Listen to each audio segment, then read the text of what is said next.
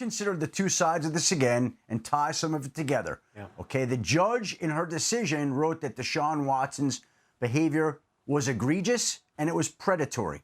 Deshaun Watson, on the other hand, continues to insist that he's done nothing wrong and has not shown remorse during this process and doesn't believe he has to because he still doesn't think that he did anything wrong. And you've heard him talk on multiple occasions how he wouldn't mistreat women. That's not the way that he was raised. Now, I think where the public is having a hard time squaring all this, and the NFL is especially bothered by the appeal as evidence of that, is the fact that we look at the league's history and we look at some of the players who were suspended. And yes, this was the justice who made this decision, not the NFL, not the NFLPA. Justice Sue L. Robinson handed down the 6-game suspension. But the fact of the matter is the 6 games still was the same amount of time as DeAndre Hopkins got for a failed PED test. Right. It was less than what Calvin Ridley got for betting on his team, gambling online. Now, again, those are policies the league had in place. So it seems a bit inconsistent, but what you can say is the NFL's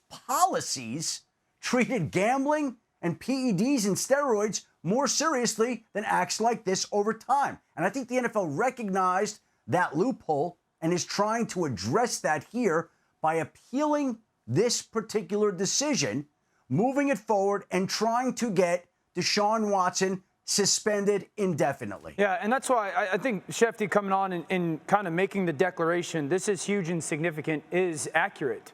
And that's why I kind of use the phrase, this is a new time in the NFL. And it's really hard to have one side of the party go, I've done nothing. You know, I remain completely innocent. Right. And then the appointed judge say, egregious, predator.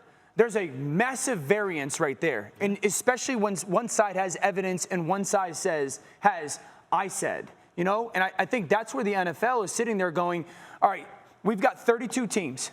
The biggest representations of this league are quarterbacks. One of our biggest representations has a federal judge using that phrasing to describe his behavior. He can't be a person that gets a similar suspension to some of the other people that Shefty just referenced as well. And that's why I'll sit here and say the NFLPA, to take this to court, I think we've got to be really smart with that as well, right? Like, I understand you got to protect players' rights. But this is also a situation that should, at least in my eyes, like go above just players' right to people, to human rights. I think that a couple days ago. You know what I'm saying? Like it's. No, I hear you. And on Monday, when this decision was first handed down, the 6-game suspension, I thought Mina Kimes eloquently and really tremendously articulated how what Judge Sue L. Robinson decided for a 6-game ban did not square up with what we read in that very revealing 15-page report. And I think part of the issue is that part of her justification for a 6-game ban for Deshaun Watson was using prior precedent. Examples like Ben Roethlisberger and Ezekiel Elliott and others who violated the personal conduct policy and saying they got 6 games, therefore Deshaun Watson will get 6 games. Well, that system that previously worked or was in place that sent those guys to the sidelines for 6 games was broken. Let's set a new precedent. We need to set a new precedent. Right. The NFL is finally dropping a hammer in a more significant way. And Shefty, you have more on this situation, one that involves a story that could take on a whole new set of life.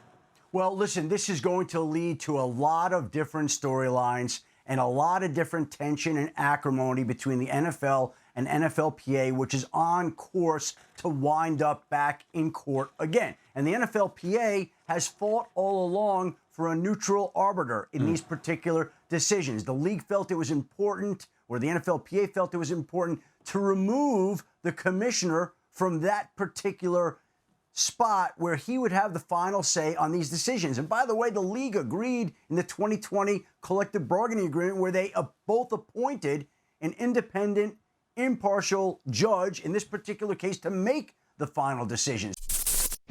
Thanks for watching ESPN on YouTube. For live streaming sports and premium content, subscribe to ESPN+.